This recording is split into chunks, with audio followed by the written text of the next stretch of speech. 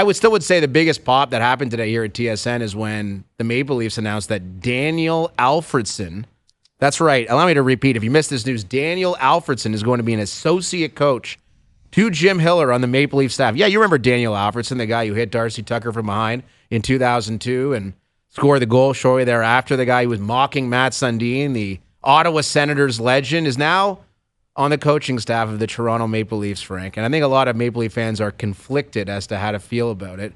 What is your take on this situation? It's obviously very fascinating, right? Like there's the hit on what Tucker. A hit it was. We almost have to find a way to we have to find out what Tucker feels about this whole thing. Like look at that right from behind into the numbers and then scores the goal, and that's in Game 5 in 2002.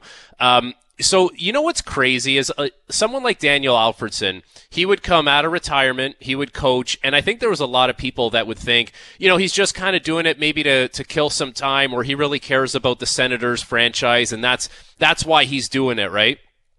And now he's moved on from the Sens, and he's like with the Leafs in an elevated role. Like he's an associate head coach. That means there's a pay bump involved, and you have more say than just an everyday assistant coach. So that really means this is not Alfie just killing time. This is not Alfie saying, I want to be a part of the rebrand of the Ottawa Senators and bring stability to that franchise. This is him indicating, I want to be a coach. Like, I want to push the envelope here and instill whatever passion and wisdom and knowledge that I have onto the NHL players and try and win a Stanley Cup. And he's going to try and do that as a member of the Toronto Maple Leafs. It's pretty crazy stuff. And as far as what he was doing with the Senators the last couple seasons, the power play was his baby.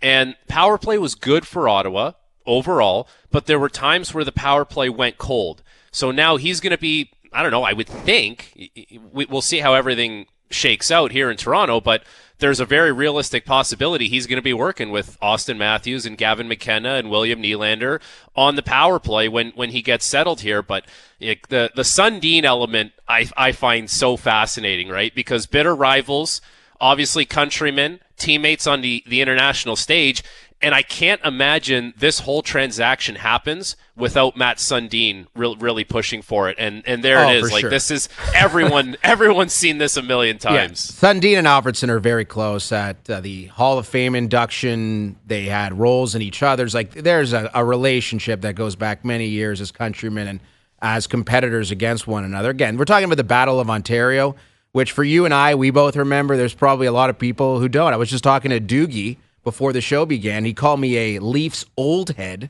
which I'm not really sure what that means, but he's implying that I'm old. I'm only 37, Doogie. Come on, relax. But I remember the Battle of Ontario perfectly when I'm in grade 6, 7, 8, whatever it is.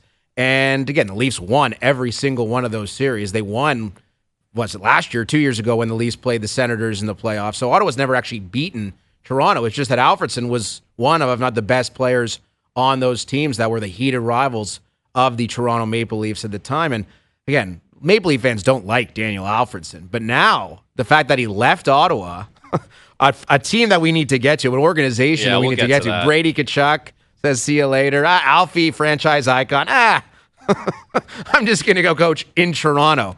But I think people are going to love it. And again, Alfredsson is a Hall of Fame player, and no one would question his credentials. They are unassailable. The guy was one of the great wingers of the last 25 years. That might be a little bit of overstatement, but an excellent player for a long time. Franchise icon, for buddy. Sure. What, like the face of the franchise. This is the crazy thing. If you're a Sens fan, this is going to drive you nuts. Oh, guaranteed. He is the face of your franchise, and now he is the associate head coach of your most bitter rival. The team where when the Leafs play in Ottawa, the building is 50% Leafs fans. And Alfie is going to be on Toronto's bench. Does Alfie get booed by Sens fans now when he returns back? He has to. I don't think so. I don't think you can boo Alfie. Alfie did, listen, at the end of the day, Alfie came back to Ottawa, and he put himself behind the bench, and he wanted to be a part of turning that thing around and bringing some stability there. He did that. The team has made the playoffs the last couple seasons. For whatever, I'm sure we'll find out, behind the scenes, why this unfolded the way that it did, but I don't think you can boo Alfie. If you do, that's up to you. But I saw a video of my buddy Ross Levitan, and he just put it all into great perspective. He said, So essentially, the Sens have been developing talent for the Atlantic Division. and Alex DeBrincat went to Detroit. Brady Tkachuk went to Florida. Daniel Alfredsson is going to go to Toronto. He also mentioned a few like, Donovan Sabrango, Angus Crookshank, maybe not the most household names, but these are guys that are playing for other teams. And you're like, it's not a great feeling until we get into the season. And if Ottawa plays well, then none of this conjecture really matters if they play well. It's a bad feeling, and it doesn't look great optically at this point for for the Sens and everything that's happened to them recently. For sure. And Senators owner Michael Andlauer came out with a statement and talked about how Alfredsson was leaving for an arch rival, and it's not ideal, but I'm paraphrasing here. But again, I'm sure if Ottawa wanted to keep Daniel Alfredsson, I suppose they could have found a way, but for whatever reason, Alfie was looking for a new opportunity. He gets one here in Toronto as the associate coach, but it's not just Alfie that will fill out Jim Hiller's staff.